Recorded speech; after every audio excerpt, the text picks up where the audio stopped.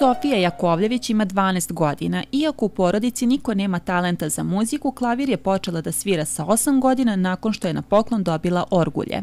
Pomenula si da si htela baš klavir. Zbog čega? Šta je to devojčici od 8 godina toliko bilo interesantno da odabere klavir? Pa taj zvuk mi je baš lepo prijao i imala sam osjećaj da će baš da mi pristane i sve i onda sam odlučila da ga sviram. Kako bi opisala sviranje klavira? Da li je to naporno? Koliko dnevno je potrebno vežbati? Pretpostavljam da kod vas u kući stalno se čuje muzika i zvuci klavira. Da. Mislim, treba vežbati klavir, ali meni to nije naporno. Otprilike vežbam 3-4 sata i klavir mora da se vežba sa dinamikom, da se to oseti. I naravno i da bude i dobar i ritam i sve i pulsacije. Nagradu Fondacije Vasilije Mokranjac osvojila je u kategoriji osnovnih muzičkih škola 25. novembra u Galeriji Srpske akademije nauka i umetnosti zajedno sa ostalim laureatima održala je koncert. Kako kaže, nagrada je veliki podstrek za buduća takmičenja, a nastup u Galeriji Sanu ocenjuje važnim jer nije bilo u pitanju takmičarsko izvođenje nego koncertno. Nastup u Galeriji Sanu mi je dao veliki vetar u leđa, da se još više bavim klavirom i da budem najbolja pijanistkinja u svijetu, da pokušam. Fondacija Vasilije Mokranjac promoviše muziku Vasilija Mokranjca, simfonijskog i klavirskog kompozitora 20. veka. Od prvog dana klavir vežba sa nastavnicom Bojanom Bocev-Nikić u osnovnoj muzičkoj školi Vuk Karadžić u Loznici.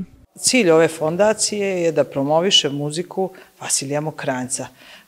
Mi smo imale prosto sreću neku da kompoziciju Vasilijevu sviramo već od negde letnjeg raspusta.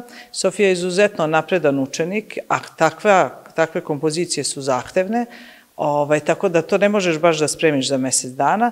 Da bih ja slučajno videla konkurs za nagradu i naravno svoju učenicu za koju sam smatrala da smo već došli do tog visokog nivoa izvođačkog Mokranjčeve bemol etide, poslala na konkurs. Kompoziciju koju je ona svirala, to je Mokranjčeva bemol etida, etida broj 4, svirala ju je sigurno od maja-juna. To je izuzetno delo napisano u bemolu, za neko ko je učenik 5. razreda muzičke škole, jako tehnički teško i ne samo tehnički, koliko i duhovno takvu vrstu muzike, jer treba znati da je Vasilije Mokranjac, koji je inače bratanac Stevana Stojanovića Mokranjca, izuzetno psihički i duhovno teško doneti. Znači, to je muzika 20. veka, svira se u srednjoj školi i na akademiji. Znači, Sofija je izuzetno iznad proseka sviranja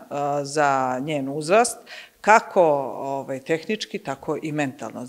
Nastavnica ističe da je emocija koju Sofija uspeva da prenese svojom muzikom retkost. Tokom 5 godina zajedničkog rada Sofija je sa samo 12 godina izrasla u profesionalca. Sofija ima 22 prve nagrade, znači za nju nastup, ona to doživljava sasvim prirodno i neko je ko ima izuzetan osjećaj za scenu i kada izađe to samo, ona se prebaci, ona više nije prisutna u sadašnjem svetu. Eto, to je cilj umetnosti u stvari, da više nisi tu baš. Svoju budućnost Sofija vidi u muzici, a sanjuje da nastupa u Americi. Osim nastupa u Srbiji, nastupila je u regionu, Italiji, a početkom februara čeka je nastup u Norveškoj, koji je deo nagrade sa prošlogodišnjeg takmičenja Mitros Music Fest za najbolje izvođenje dela Edvarda Griga. U okviru 7-dnevnog boravka u Norveškoj izvešće Grigova dela, ali i domaće kompozitore i u ambasadi Srbije u toj zemlji. Šta misliš, šta je potrebno da ima jedan dobar pijanista, najbolji pijanista na svetu?